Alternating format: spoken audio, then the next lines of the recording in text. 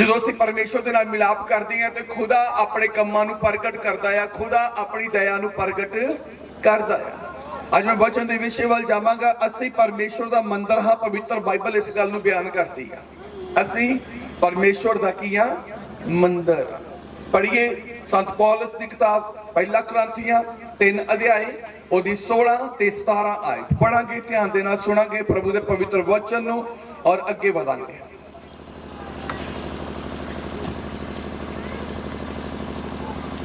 कि तुसी ये नहीं जानते जो तुसी परमेश्वर दी हैकल हो अते परमेश्वर दा आत्मा तुहाडे विच वसदा है।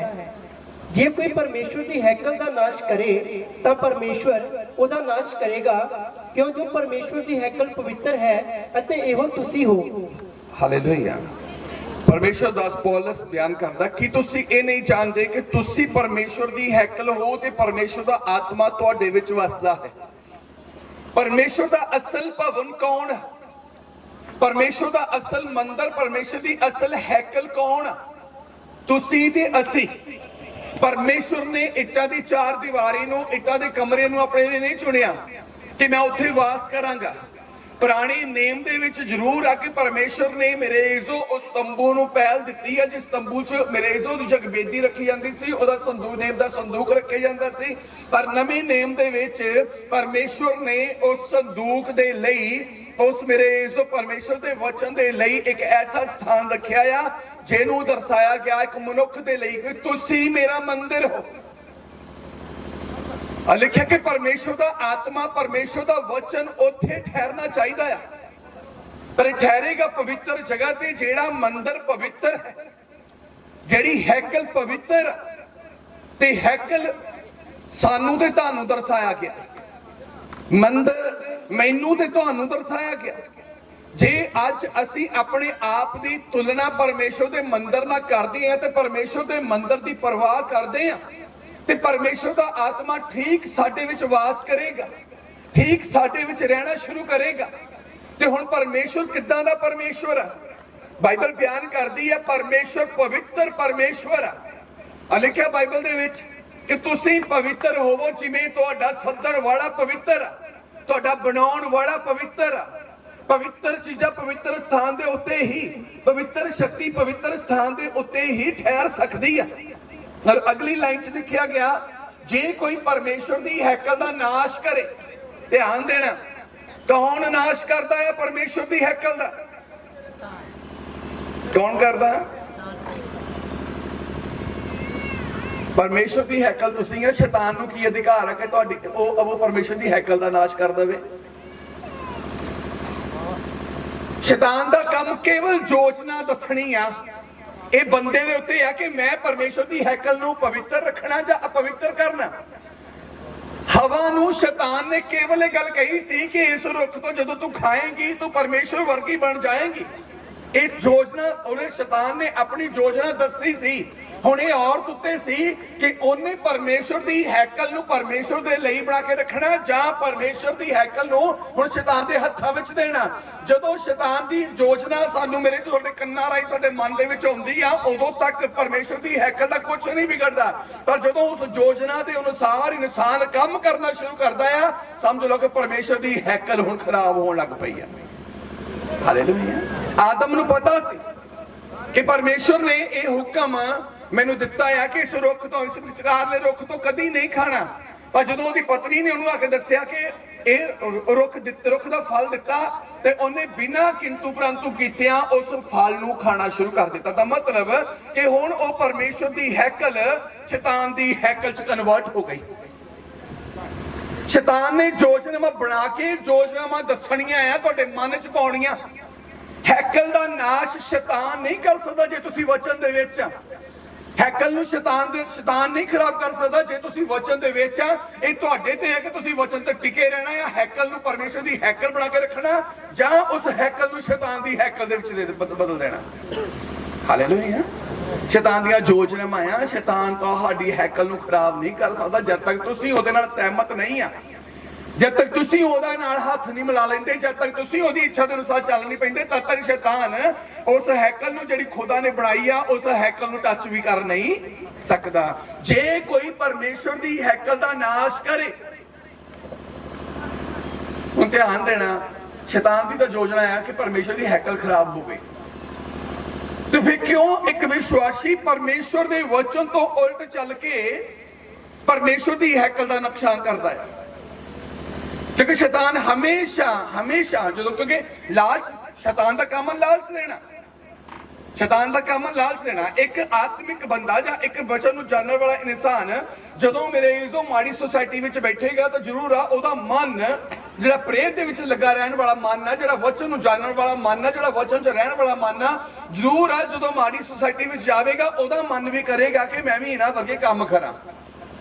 हुण ये डिपेंड करदा उस मनुख दे उत्ते कि माड़ी सोसाइटी में रह के या माड़ी सोसाइटी के लोकां विच रह के वो अपने आप नूं परमेश्वर च बनाए रखदा ਜਾਂ उस हैकल ਨੂੰ ਜਿਹੜੀ खुदा ने जिस्म च ਦਿੱਤੀ ਆ उस हैकल ਨੂੰ खराब कर ਦਿੰਦਾ।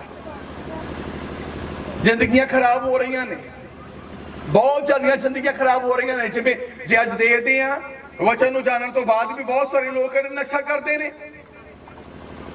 शैतान ने संसार च नशे ਨੂੰ फैला दिता। हुण शैतान मेरे इजो ये तो नहीं कप तो गिलास तो नहीं फड़ा दिंदा शराब का भर के, वो सिगरेट का नहीं फड़ा दिंदा। ये तो सोच साडी आ, ये तो सोच ख्याल साडे आ कि असीं सिगरेट फाड़नी है जे नहीं फाड़नी है, शराब का प्याला फाड़ना कि नहीं फाड़ना, ये तो साडे ते ही आ। सानू परमेश्वर ने बुद्ध दित्ती है कि असीं परमेश्वर की हैकल आ। जे असीं परमेश्वर की हैकल आ ते साडे अंदरली हैकल पवित्र होनी चाहिए है। तो इहनूं पवित्र बनाए रखना है। तो किवें बनाए रखना है? प्यालियां नाल मेरे तो इहनूं पवित्र बना के नहीं रख सकते, सिगरटां नाल, बीड़ियां नाल, नशियां नाल, चिट्टे नाल, तंबाकू नाल इहनूं असीं मेरे तो साफ नहीं रख सकते। इहदा मतलब शैतान ने केवल सलाह दित्ती आ, असीं हैकल नूं बर्बाद करन लई तुर पए। अज इंसान ही आ कि अपने मन तो अपने लालच दे लई झूठ बोलदा आ ते हैकल किहने खराब कीती? फिर झूठ ने खराब कीती। अपने लाभ के लिए बेईमानी करता आ ते मेरे जो हैकल किहने खराब कीती? फिर बेईमानी करके आप ही कीती। हेरा फेरी करके मेरे जो हैकल किहने खराब कीती? आप ही कीती। ते मेरे जो आप हैकल खराब करके जो दुख भोगदे फिर किहने? शैतान काम कर गया।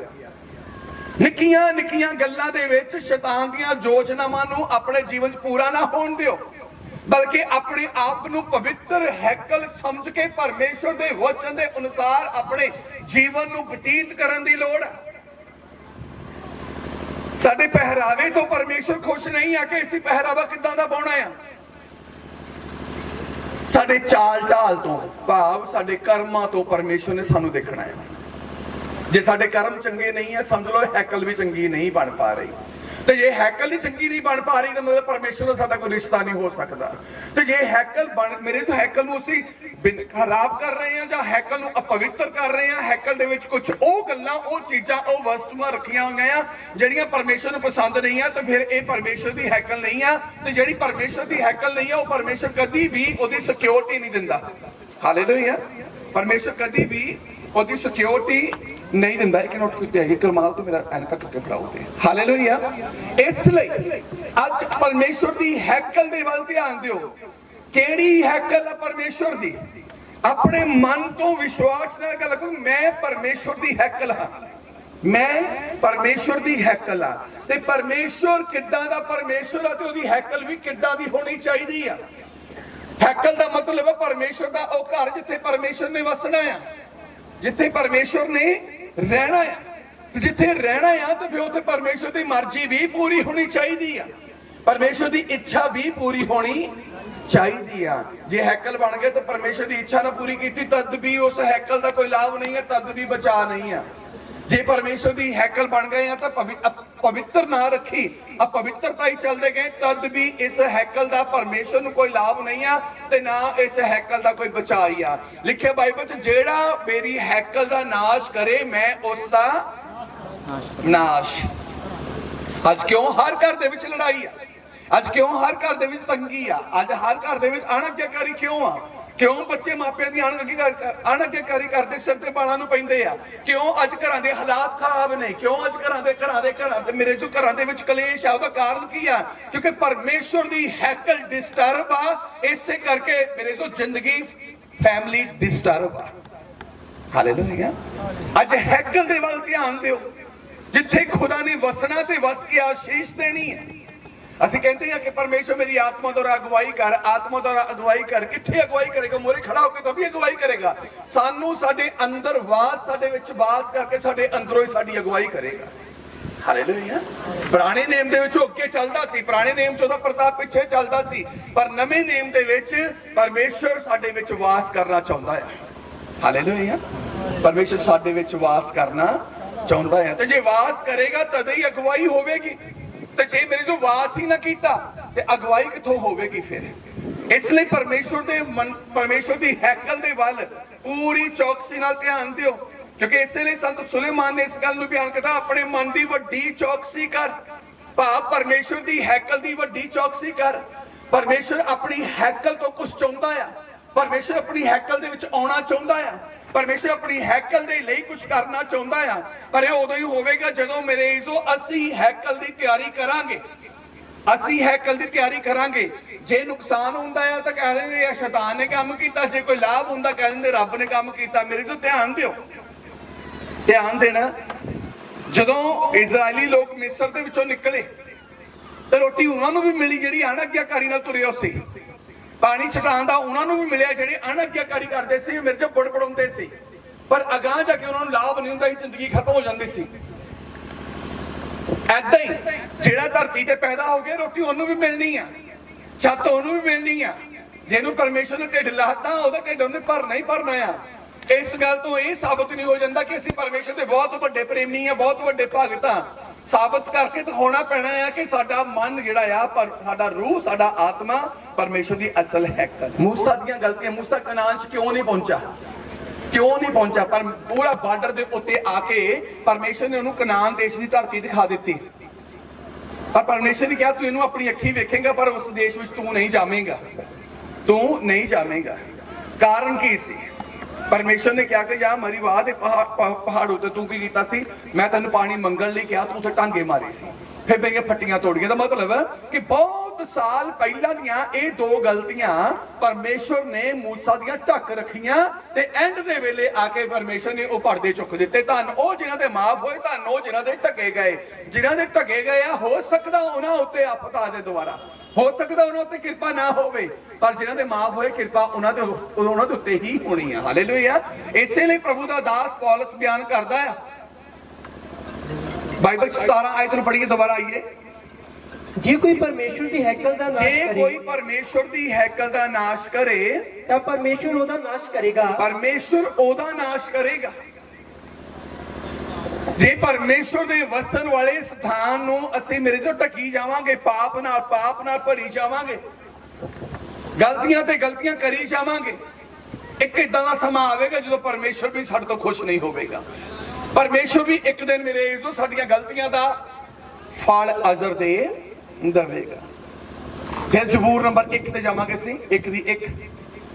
ਧਨ ਹੈ ਉਹ ਮਨੁੱਖ ਜਿਹੜਾ ਦੁਸ਼ਟਾਂ ਦੀ ਮੱਤ ਉੱਤੇ ਨਹੀਂ ਚੱਲਦਾ। ਧਨ ਹੈ ਉਹ ਮਨੁੱਖ ਜਿਹੜਾ ਦੁਸ਼ਟਾਂ ਦੀ ਮੱਤ ਉੱਤੇ ਨਹੀਂ ਚੱਲਦਾ, ਨਾ ਪਾਪੀਆਂ ਦੇ ਰਾਹ ਵਿੱਚ ਖੜਾ ਰਹਿੰਦਾ, ਨਾ ਪਾਪੀਆਂ ਦੇ ਰਾਹ ਉੱਤੇ ਖੜਾ ਹੁੰਦਾ, ਨਾ ਮਖੌਲੀਆਂ ਦੀ ਜੁੱਡੀ ਵਿੱਚ ਬਹਿੰਦਾ ਹੈ, ਨਾ ਮਖੌਲੀਆਂ ਦੀ ਝੁੰਡੀ ਵਿੱਚ ਬਹਿੰਦਾ। ਜਿਹੜਾ ਪਰਮੇਸ਼ਰ ਦੀ ਹੈਕਲ ਬਣ ਜਾਂਦਾ, ਨਾ ਪਾਪੀਆਂ ਦੇ ਰਾਹ ਤੇ ਚੱਲਦਾ ਆ, ਨਾ ਦੁਸ਼ਟਾਂ ਦੀ ਮੱਤ ਉੱਤੇ ਚੱਲਦਾ, ਨਾ ਮਖੌਲੀਆਂ ਦੀ ਝੁੰਡੀ 'ਚ ਬਹਿੰਦਾ। ਉਹਨੂੰ ਪਰਵਾਹ ਆ ਕੇਵਲ ਔਰ ਕੇਵਲ ਉਸ ਮੰਦਰ ਦੀ, ਉਸ ਹੈਕਲ ਦੀ, ਉਸ ਭਵਨ ਦੀ ਜਿਹੜੀ ਪਰਮੇਸ਼ਰ ਨੇ ਉਹਦੇ ਅੰਦਰ ਰੱਖੀ ਹੋਈ ਹੈ, ਜਿਹਦੇ 'ਚ ਉਹਨੇ ਵਾਸ ਕਰਨਾ ਹੈ। ਪਰ ਇਹ ਕੁਆਲਿਟੀਆਂ ਉਹਨਾਂ ਦੇ ਵਿੱਚ ਹੈਗੀ ਜਿਹੜੀ ਪਰਮੇਸ਼ਰ ਦੀਆਂ ਹੈਕਲਾਂ ਨਹੀਂ ਆ, ਔਰ ਪਰਮੇਸ਼ਰ ਉਹਨਾਂ ਨੂੰ ਚਾਹੁੰਦਾ ਆ, ਪਰ ਉਹ ਹੈਕਲ ਦੀ ਪਰਵਾਹ ਨਹੀਂ ਕਰਦੇ। ਜਿਹੜੇ ਮੇਰੇ ਤੋਂ ਪਾਪੀਆਂ ਦੀ ਰਾਹਾਂ ਤੇ ਵੀ ਚੱਲਦੇ ਆ, ਮਖੌਲੀਆਂ ਦੀ ਝੁੰਡੀ 'ਚ ਵੀ ਬਹਿੰਦੇ ਆ, ਦੁਸ਼ਟਾਂ ਦੀ ਮੱਤ ਉੱਤੇ ਵੀ ਚੱਲਦੇ ਨੇ।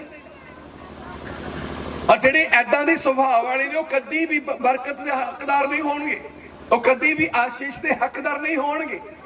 ਪਰ ਪਰਮੇਸ਼ਰ ਆਪਣੇ ਲੋਕਾਂ ਨੂੰ ਬਚਾਉਣਾ ਚਾਹੁੰਦਾ ਹੈ ਔਰ ਆਪਣੀ ਕਿਰਪਾ ਨੂੰ ਬਹਾਲ ਕਰਨਾ ਚਾਹੁੰਦਾ ਹੈ।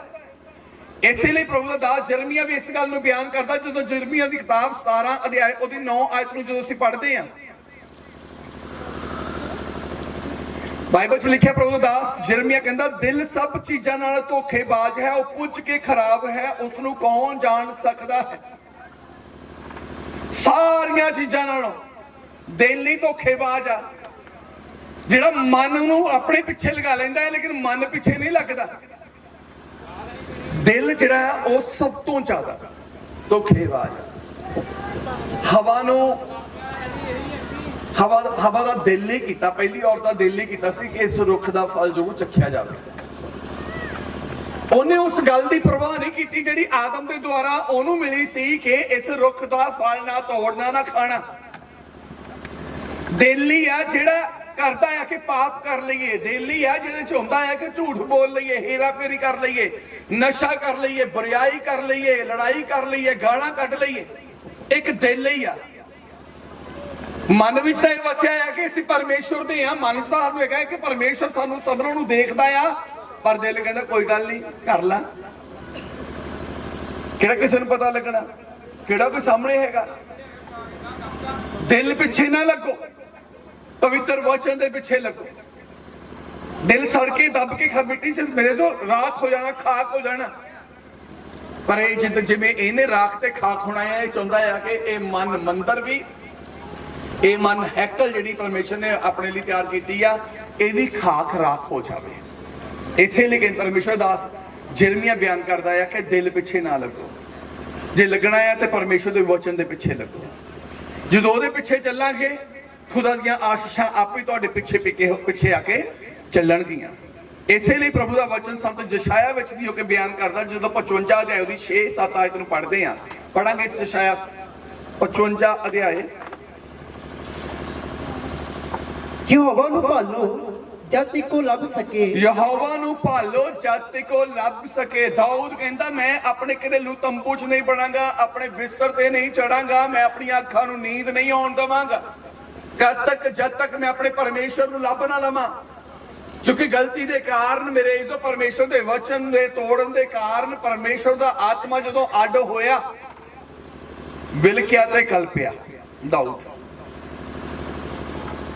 ਪਹਿਲੇ ਤਾਂ ਬਿਨਾਂ ਮਿਹਨਤ ਤੋਂ ਹੀ ਪਰਮੇਸ਼ਰ ਨੇ ਉਹਨੂੰ ਆਪਣੇ ਕੰਮਾਂ ਲਈ ਇਸਤੇਮਾਲ ਕਰ ਲਿਆ, ਪਰ ਹੁਣ ਜਦ ਪਰਮੇਸ਼ਰ ਦੇ ਵਚਨ ਨੂੰ ਜਾਣਨ ਤੋਂ ਬਾਅਦ ਉਹਨੇ ਫਿਰ ਗਲਤੀ ਕੀਤੀ। ਉੱਥੇ ਆ ਕੇ ਹੁਣ ਪਰਮੇਸ਼ਰ ਨੇ ਜਦੋਂ ਉਹਨੂੰ ਛੱਡਿਆ, ਫਿਰ ਆ ਕੇ ਬਿਲਕਦਾ ਆ, ਕਲਪਦਾ ਆ।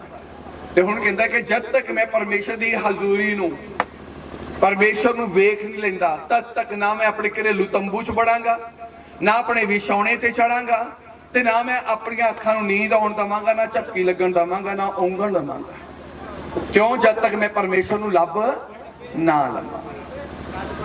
ਤੇ ਅੱਜ ਜੇ ਅਸੀਂ ਦੇਖਦੇ ਆ, ਗਲਤੀਆਂ ਵੀ ਕਰਦੇ ਆ, ਪਾਪ ਵੀ ਕਰਦੇ ਆ, ਲੇਕਿਨ ਰੱਬ ਦਾ ਡਰ ਵੀ ਨਹੀਂ ਰੱਖਦੇ। ਇਸੇ ਲਈ ਪ੍ਰਭੂ ਦਾ ਦਾਸ ਜਸ਼ਾਇਆ ਬਿਆਨ ਕਰਦਾ ਆ, ਯਹੋਵਾ ਨੂੰ ਭਾਲੋ ਜਦ ਤੱਕ ਉਹ ਲੱਭ ਨਾ ਸਕੇ। ਆਮੋਸ ਨੇ ਵੀ ਇਹ ਗੱਲ ਬਿਆਨ ਕੀਤੀ ਆ, ਯਹੋਵਾ ਨੂੰ ਭਾਲੋ। ਜਦੋਂ ਅਸੀਂ ਆਮੋਸ 5 ਅਧਿਆਇ ਨੂੰ ਪੜ੍ਹਦੇ ਆ, ਉਹਦੇ 'ਚ ਲਿਖਿਆ ਆ, ਕਹਿੰਦਾ ਯਹੋਵਾ ਨੂੰ ਭਾਲੋ ਤੇ ਜੀਓ, ਪਰਮੇਸ਼ਰ ਨੂੰ ਭਾਲੋ ਤੇ ਜੀਓ। ਕੇਵਲ ਇੱਕ ਚਰਚ ਜਾਣ ਦੇ ਨਾਲ ਹੀ ਗੱਲ ਨਹੀਂ ਬਣ ਜਾਣੀ, ਕੇਵਲ ਇੱਕ ਪ੍ਰੇਅਰ ਕਰਨ ਦੇ ਨਾਲ ਹੀ ਨਹੀਂ ਗੱਲ ਬਣ ਜਾਣੀ।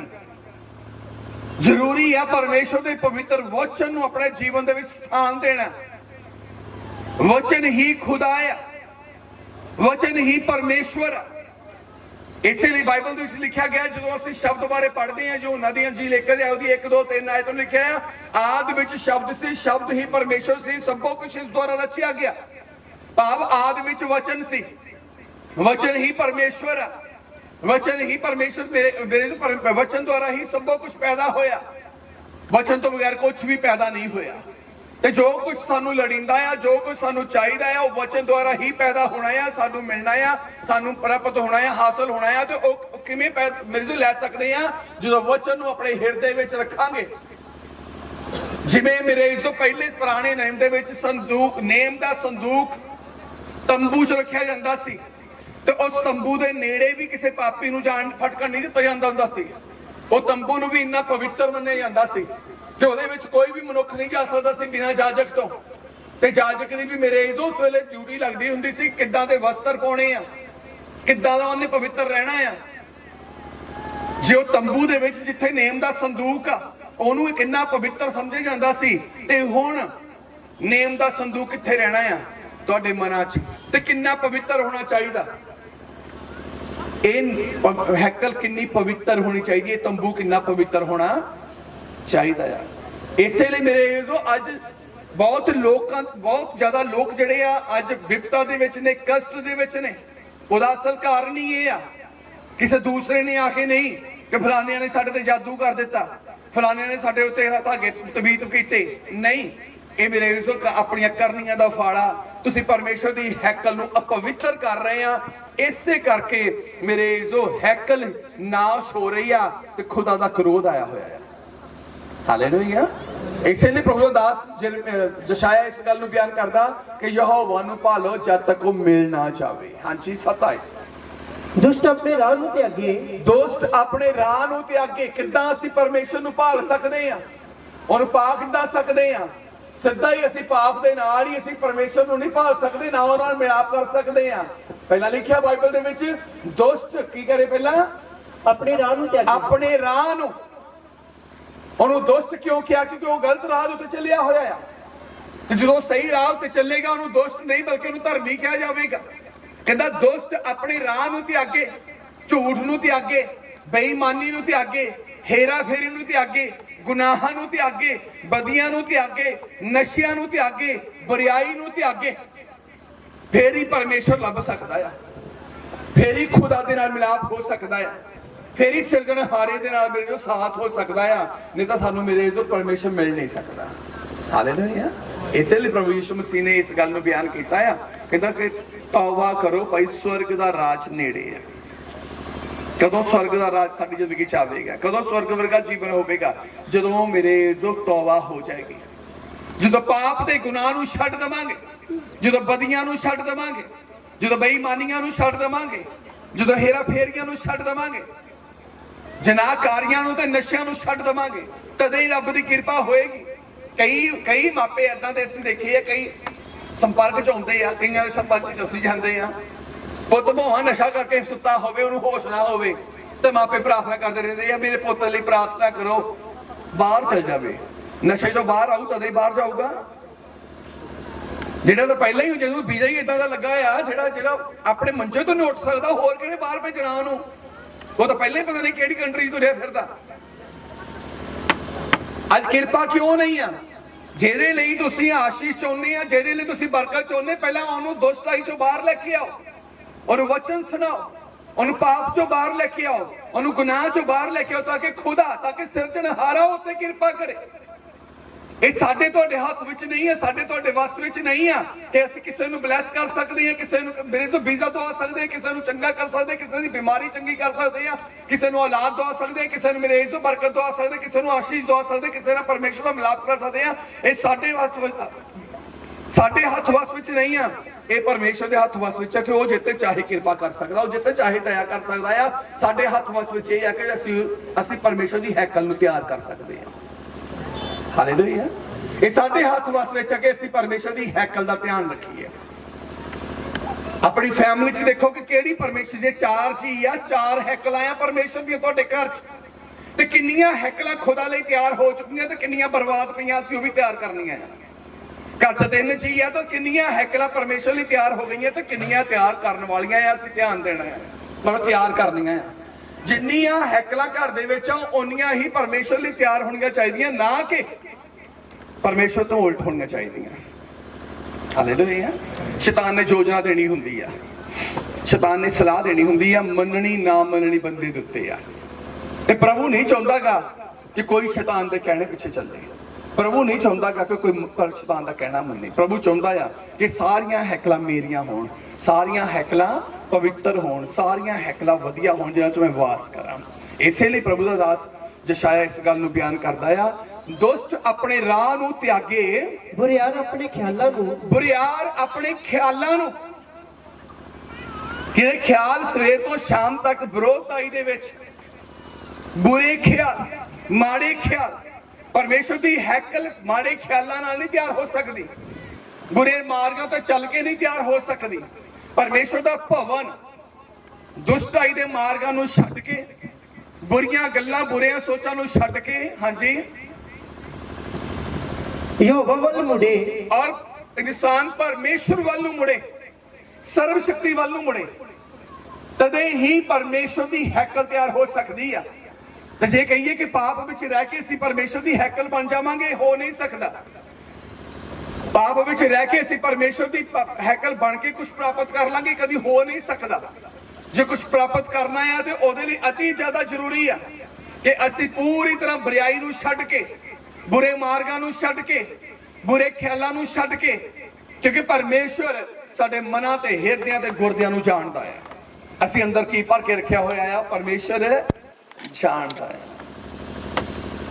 ਹੁਣ ਕਿਹਦੀ ਜੇਬ 'ਚ ਕਿੰਨੇ ਪੈਸੇ ਆ ਅਸੀਂ ਤੁਸੀਂ ਨਹੀਂ ਜਾਣ ਸਕਦੇ, ਪਰ ਮਾਲਕ ਨੂੰ ਤਾਂ ਪਤਾ ਨਾ ਕਿਹਦੀ ਜੇਬ 'ਚ ਕਿੰਨੇ ਆ। ਮੇਰੀ ਜੇਬ 'ਚ ਕਿੰਨੇ ਆ ਤੁਹਾਨੂੰ ਨਹੀਂ ਪਤਾ, ਮੈਨੂੰ ਤਾਂ ਪਤਾ ਨਾ ਮੇਰੀ ਜੇਬ 'ਚ ਕਿੰਨੇ ਆ। ਮੈਂ ਗਿਣ ਕੇ ਤੈਅ ਲਗਾ ਕੇ ਚੰਗੀ ਤਰ੍ਹਾਂ ਉਹਨੂੰ ਜੇਬ 'ਚ ਪਾ ਕੇ ਰੱਖਿਆ। ਮੈਨੂੰ ਪਤਾ ਕਿ ਮੇਰੇ ਕੋਲ ਇੰਨੇ ਹੈਗੇ ਆ। ਤੁਸੀਂ ਨਹੀਂ ਗੈਸ ਕਰ ਸਕਦੇ। ਹਾਂ ਉਦਾਂ ਤੁਸੀਂ ਕਹਿ ਸਕਦੇ 1000 ਹੋ ਸਕਦਾ, 2000 ਹੋ ਸਕਦਾ, 3000 ਹੋ ਸਕਦੇ ਆ। 2000 ਦੇ ਵਿੱਚ 1500 ਵੀ ਆਉਂਦਾ ਆ, 2000 ਚ 2200 ਵੀ ਤੁਸੀਂ ਕਹਿ ਦੇਣਾ। ਮੈਂ ਤਾਂ ਇੰਨਾ ਕਹਿੰਦਾ ਹੀ ਸੀ, ਪਰ ਐਗਜ਼ੈਕਟਲੀ ਬਿਲਕੁਲ ਪੂਰੀ ਤਰ੍ਹਾਂ ਸ਼ੋਰਲੀ ਜਿਹੜਾ ਆ ਉਹ ਮੈਂ ਹੀ ਜਾਣਦਾ ਆ ਕਿ ਮੇਰੀ ਜੇਬ 'ਚ ਕਿੰਨੇ ਆ।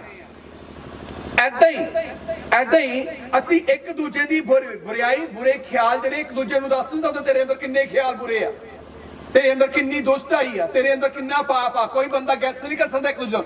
ਪਰਮੇਸ਼ਵਰ ਜਾਣਦਾ ਆ ਕਿੰਨੇ ਪਾਪ ਆ, ਕਿੰਨੇ ਗੁਨਾਹ ਆ, ਕਿੰਨੀ ਦੁਸ਼ਟਾਈ ਆ, ਕਿੰਨੇ ਬੁਰੇ ਖਿਆਲ। ਉਹ ਦੱਸ ਸਕਦਾ ਆ ਕਿ ਕਿੱਦਾਂ ਦੇ ਹਾਲਾਤ ਆ। ਹਾਲੇਲੂਇਆ।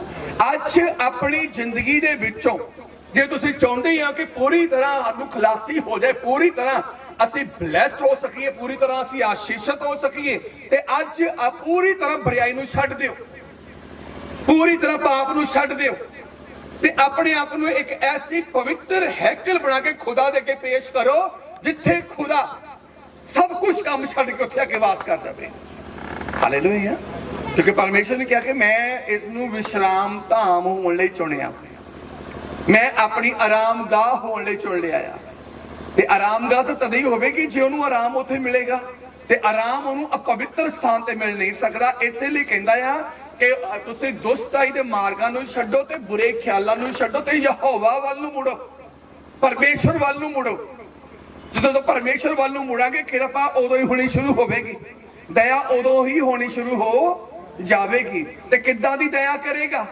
ਜੇ ਅਸੀਂ ਪਾਪ ਨੂੰ ਛੱਡ ਕੇ, ਗੁਨਾਹ ਨੂੰ ਛੱਡ ਕੇ ਪਰਮੇਸ਼ਰ ਵੱਲ ਨੂੰ ਮੁੜਾਂਗੇ, ਜੇ ਅਸੀਂ ਹਰ ਤਰ੍ਹਾਂ ਦੀ ਬੁਰਾਈ ਨੂੰ ਛੱਡ ਕੇ ਪਰਮੇਸ਼ਰ ਵੱਲ ਨੂੰ ਮੁੜਾਂਗੇ, ਸੰਸਾਰ ਤੋਂ ਅਲੱਗ ਹੋ ਆਪਣੇ ਮਨ ਨੂੰ ਸੰਸਾਰ ਤੋਂ ਹਟਾ ਕੇ ਪਰਮੇਸ਼ਰ ਵੱਲ ਲਗਾਵਾਂਗੇ, ਤੇ ਉਹਦੀ ਪਵਿੱਤਰ ਹੈਕਲ ਦਾ ਮੇਰੇ ਜੋ ਖਾਸ ਧਿਆਨ ਰੱਖਾਂਗੇ, ਕਿੱਦਾਂ ਦੀ ਆਸ਼ੀਸ਼ ਦੇਵੇਗਾ, ਕਿੱਦਾਂ ਦੀ ਬਰਕਤ ਦੇਵੇਗਾ। ਬਾਈਬਲ 'ਚ ਲਿਖਿਆ ਗਿਆ ਜੋ ਸ਼ਾਇਦ 54 ਅਧਿਆਇ ਉਹਦੀ 10 ਆਇਤ ਵਿੱਚ ਪੜਾਂਗੇ, ਧਿਆਨ ਦੇ ਨਾਲ ਸੁਣਾਂਗੇ ਔਰ ਸਮਾਪਤ ਕਰਾਂਗੇ।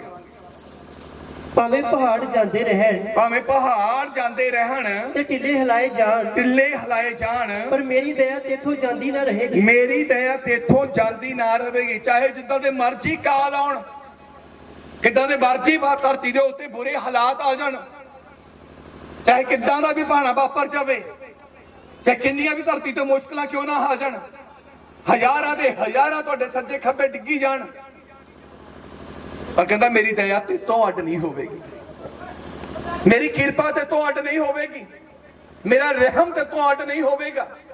ਭਾਵੇਂ ਪਹਾੜ ਜਾਂਦੇ ਰਹਿਣ, ਟਿੱਲੇ ਹਿਲਾਏ ਜਾਣ, ਪਰ ਕਿਰਪਾ ਅੱਡ ਨਹੀਂ ਹੋਵੇਗੀ। ਦੁਨੀਆ ਉਤੇ ਮੁਸ਼ਕਲਾਂ ਆ ਜਾਣ, ਤੰਗੀਆਂ ਆ ਜਾਣ, ਪਰੇਸ਼ਾਨੀਆਂ ਆ ਜਾਣ, ਮੌਤ ਚਾਰੋਂ ਪਾਸੇ ਬੇਰੇਜ਼ੋ ਘੁੰਮੇ, ਪਰ ਮੇਰੀ ਦਇਆ ਕਹਿੰਦਾ ਤੇ ਤੋਂ ਕਦੀ ਵੀ ਅੱਡ ਨਹੀਂ ਹੋਵੇਗੀ। ਕਿਤੋਂ ਅੱਡ ਨਹੀਂ ਹੋਵੇਗੀ? ਜਿਹੜਾ ਖੁਦਾ ਦੀ ਹੈਕਲ ਬਣ ਜਾਂਦਾ, ਜਿਹੜਾ ਪਰਮੇਸ਼ਰ ਦੀ ਹੈਕਲ ਬਣ ਜਾਂਦਾ, ਜਿਹੜਾ ਪਰਮੇਸ਼ਰ ਦਾ ਭਵਨ ਬਣ ਜਾਂਦਾ। ਅੱਜ ਪਰਮੇਸ਼ਰ ਦੇ ਭਵਨ ਦੇ ਵਿੱਚ ਕਿਹੜੀ ਕਿਰਪਾ ਹੋਣੀ ਚਾਹੁੰਦੀ ਆ?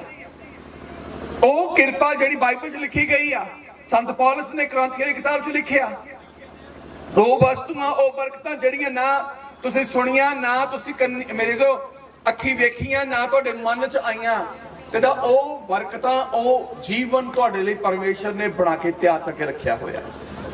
ਹਾਲੇਲੂਇਆ। ਕਿੱਦਾਂ ਦਾ ਜੀਵਨ ਪਰਮੇਸ਼ਰ ਨੇ ਸਾਡੇ ਲਈ ਤਿਆਰ ਕੀਤਾ ਹੋਇਆ? ਉਹ ਜੀਵਨ ਜਿਹੜਾ ਪਰਮੇਸ਼ਰ ਨੇ ਆਪਣੀ ਯੋਜਨਾ ਦੇ ਨਾਲ ਸਲੀਬ ਉੱਤੋਂ ਸਾਡੇ ਲਈ ਤਿਆਰ ਕੀਤਾ। ਅਸੀਂ ਉਹਦੇ ਤਿਆਰ ਕੀਤੇ ਹੋਏ ਜੀਵਨ ਦੇ ਬਾਰੇ ਮੇਰੇ ਜੋ ਬਾਈਬਲ 'ਚ ਪੜ੍ਹ ਸਕਦੇ ਹਾਂ, ਮਹਿਸੂਸ ਕਰ ਸਕਦੇ ਹਾਂ ਕਿ ਸੱਚਮੁੱਚ ਉਹ ਪਰਮੇਸ਼ਰ ਜਿਹੜਾ ਰੂੜੀ ਤੋਂ ਚੁੱਕਦਾ ਆ ਤੇ ਉਠਾ ਕੇ ਮੇਰੇ ਜੋ ਉੱਚ ਪਤਵੰਤਿਆਂ 'ਚ ਬਿਠਾ ਦਿੰਦਾ ਆ। ਉਹ ਜੀਵਨ ਜਿਹੜਾ ਮੇਰੇ ਜੋ ਭੇਡਾਂ ਨੂੰ ਚਾਰਨ ਵਾਲਾ ਇਜ਼ਰਾਈਲ ਦਾ ਪਾਤਸ਼ਾਹ ਬਣਾ ਕੇ ਰੱਖ ਦਿੱਤਾ। ਉਹ ਜੀਵਨ ਜਿਹੜਾ ਮੇਰੇ ਜੋ ਜੇਲ੍ਹ ਦੇ ਵਿੱਚ ਕੈਦ ਕੱਟ ਰਿਹਾ ਸੀ, ਤੇ ਮੇਰੇ ਇਜ਼ੋ ਮਿਸਰ ਦੇ ਵਿੱਚ ਲਿਆ ਕੇ ਉਹਨੂੰ ਮੇਰੇ ਇਜ਼ੋ ਦੂਜੇ ਦਰਜੇ ਦਾ ਹਾਕਮ ਬਣਾ ਦਿੱਤਾ ਗਿਆ ਆ। ਪਰਮੇਸ਼ਰ ਨੇ ਐਦਾਂ ਦਾ ਜੀਵਨ ਰੱਖਿਆ ਹੋਇਆ ਗੁਪਤ ਦੇ ਵਿੱਚ, ਪਰ ਇਹ ਤਦੇ ਹੀ ਸਾਡੇ ਉੱਤੇ ਪ੍ਰਗਟ ਹੋਵੇਗਾ ਜੀਵਨ ਜਦੋਂ ਅਸੀਂ ਅਸਲ ਪਰਮੇਸ਼ਰ ਦੀ ਹੈਕਲ ਦੀ ਪਰਵਾਹ ਕਰਨੀ ਸ਼ੁਰੂ ਕਰਾਂਗੇ, ਜਦੋਂ ਅਸੀਂ ਪਰਮੇਸ਼ਰ ਦੀ ਹੈਕਲ ਦੇ ਵੱਲ ਧਿਆਨ ਰੱਖਾਂਗੇ, ਇਸ ਪਰਮੇਸ਼ਰ ਦੀ ਹੈਕਲ ਨੂੰ ਪਰਮੇਸ਼ਰ ਦੇ ਸਪੁਰਦ ਕਰਾਂਗੇ, ਪਰਮੇਸ਼ਰ ਦੇ ਲਾਇਕ ਬਣਾ ਕੇ ਰੱਖਾਂਗੇ। ਹਰ ਇੱਕ ਮੂੰਹ ਦੇ ਸ਼ਬਦ ਨੂੰ ਜਾਂਚਣਾ ਸ਼ੁਰੂ ਕਰੋ। ਇਸੇ ਲਈ ਦਾਊਦ ਨੇ ਕਿਹਾ ਮੇਰੇ ਬੁੱਲਾਂ ਤੇ ਪੈਰਾ ਬਿਠਾ ਤਾਂ ਕਿ ਮੇਰਾ ਮੂੰਹ ਦਾ ਨਿਕਲਿਆ ਹੋਇਆ ਹਰ ਇੱਕ ਸ਼ਬਦ ਪੈਰੇ ਦੇ ਅਨੁਸਾਰ ਪੂਰੀ ਤਰ੍ਹਾਂ ਯੋਜਨਾ ਦੇ ਤਹਿਤ ਹੀ ਨਿਕਲੇ, ਭਾਵ ਬੁਰਾ ਸ਼ਬਦ ਕੋਈ ਨਾ ਨਿਕਲੇ। ਪੈਰਾ ਕਿੱਥੇ ਬਿਠਾਇਆ ਜਾਂਦਾ ਹੈ? ਜੋ ਦਰਵਾਜ਼ੇ ਤੇ ਪੈਰਾ ਬਿਠਾਇਆ ਜਾਂਦਾ ਹੈ ਤੇ ਉੱਥੋਂ ਸਿਰਫ ਜਿਹੜੇ ਯੋਗ ਆ ਉਹ ਹੀ ਅੰਦਰ ਵੜ ਜਾਂਦੇ ਆ। ਕਿਤੇ ਵੀ ਜਾ ਕੇ ਦੇਖ ਲਓ ਪੈਰੇ ਬਿਠਾਏ ਹੁੰਦੇ ਆ। ਐਦਾਂ ਹੀ ਦਾਊਦ ਕਹਿੰਦਾ ਕਿ ਮੇਰੇ ਬੁੱਲਾਂ ਤੇ ਪੈਰਾ ਬਿਠਾ ਤਾਂ ਕਿ ਮੇਰੇ ਮੂੰਹੋਂ ਚੰਗੀਆਂ ਗੱਲਾਂ ਨਿਕਲਣ, ਕਿਉਂਕਿ ਬੁਰੇ ਖਿਆਲਾਂ ਦੇ ਨਾਲ ਬੁਰੀਆਂ ਗੱਲਾਂ ਵੀ ਮੂੰਹ ਤੇ ਆਏਂਗੀਆਂ। ਜੋ ਮਨ ਦੇ ਵਿੱਚ ਆ ਖਿਆਲ ਭਾਵ ਜੋ ਮਨ ਚ ਉਹ ਜ਼ੁਬਾਨ ਤੇ ਹੈ। ਹਾਲੇਲੂਇਆ। ਇਸੇ ਲਈ ਪ੍ਰਭੂ ਦਾ ਦਾਸ ਆਪਣੀ ਕੁਆਲਿਟੀ ਲਈ ਸਾਨੂੰ ਦੱਸ ਰਿਹਾ ਬੁੱਲਾਂ ਤੇ ਪੈਰਾ ਬਿਠਾਉਣਾ ਹੈ।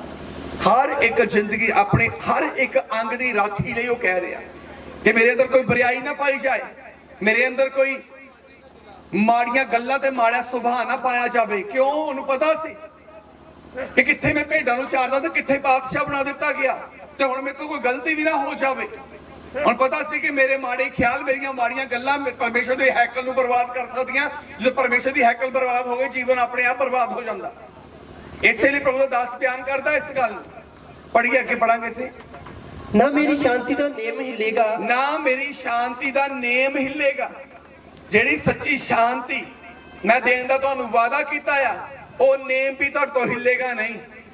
ਦੁਨੀਆ ਹਿੱਲ ਜਾਏਗੀ, ਪਹਾੜ ਹਿੱਲ ਜਾਣਗੇ, ਟਿੱਲੇ ਹਿਲਾਏ ਜਾਣਗੇ, ਪਰ ਜਿਹੜਾ ਸ਼ਾਂਤੀ ਦਾ ਨੇਮ ਮੈਂ ਤੁਹਾਡੇ ਨਾਲ ਬੰਨ ਲਿਆ ਆ ਉਹ ਕਦੀ ਵੀ ਹਿਲਾਇਆ ਨਹੀਂ ਜਾਵੇਗਾ। ਬਾਈਬਲ 'ਚ ਲਿਖਿਆ ਗਿਆ ਅਬਰਾਹਮ ਨੂੰ ਪਰਮੇਸ਼ਰ ਨੇ ਕਿਹਾ ਤੇਰੀ ਆਉਣ ਵਾਲੀ ਅੰਸ਼ ਤੋਂ ਧਰਤੀ ਦੇ ਸਾਰੇ ਘਰਾਣੇ ਬਰਕਤ ਪਾਉਣਗੇ।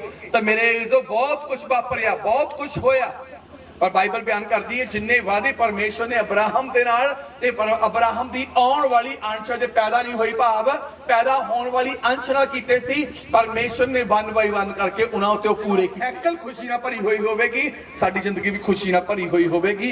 ਇਸ ਕਰਕੇ ਪਰਮੇਸ਼ਰ ਦੀ ਹੈਕਲ ਦੇ ਨਾਲ ਖੇਡਣਾ ਛੱਡ ਦਿਓ, ਪਰਮੇਸ਼ਰ ਦੀ ਹੈਕਲ ਦੀ ਤੋਹੀਨ ਕਰਨੀ ਛੱਡ ਦਿਓ, ਪਰਮੇਸ਼ਰ ਦੀ ਹੈਕਲ ਨੂੰ ਬਰਬਾਦ ਕਰਨਾ ਛੱਡ ਦਿਓ। ਬੁਰਾਈ ਦੇ ਨਾਲ ਮੇਰੇ ਇਜ਼ੋ ਪਰਮੇਸ਼ਰ ਦੀ ਹੈਕਲ ਨੂੰ ਭਲਾਈ ਦੇ ਨਾਲ, ਪਰਮੇਸ਼ਰ ਦੀ ਹੈਕਲ ਨੂੰ ਵਚਨ ਦੇ ਨਾਲ ਤਿਆਰ ਕਰਨਾ ਸ਼ੁਰੂ ਕਰ ਦਿਓ। ਖੁਦਾ ਖੁਦ ਤੁਹਾਡੇ ਵਿੱਚ ਆ ਕੇ ਵਾਸ ਕਰੇਗਾ, ਔਰ ਮੇਰੇ ਇਜ਼ੋ ਤੁਹਾਡੇ ਲਈ ਕੀਤੇ ਹੋਏ ਵਾਅਦਿਆਂ ਨੂੰ ਉਹ ਮੇਰੇ ਤੁਹਾਡੀ ਜ਼ਿੰਦਗੀ ਦੇ ਵਿੱਚ ਪੂਰਾ ਕਰੇਗਾ। ਉਹ ਤੁਹਾਡੇ ਉੱਤੇ, ਤੁਹਾਡੀਆਂ ਆਉਣ ਵਾਲੀਆਂ ਪੀੜ੍ਹੀਆਂ ਤੇ ਵੀ ਮੇਰੇ ਇਜ਼ੋ ਆਪਣੇ ਵਾਅਦਿਆਂ ਨੂੰ ਪੂਰਾ ਕਰਨਾ ਸ਼ੁਰੂ ਕਰ ਦੇਵੇਗਾ। ਸੋ ਇਹਨੇ ਵਚਨਾਂ ਦੇ ਨਾਲ ਪਰਮੇਸ਼ਰ ਤੁਹਾਨੂੰ ਸਾਰਿਆਂ ਨੂੰ ਬਰਕਤ, ਸਾਰਿਆਂ ਨੂੰ ਆਸ਼ੀਸ਼ ਦੇਵੇ।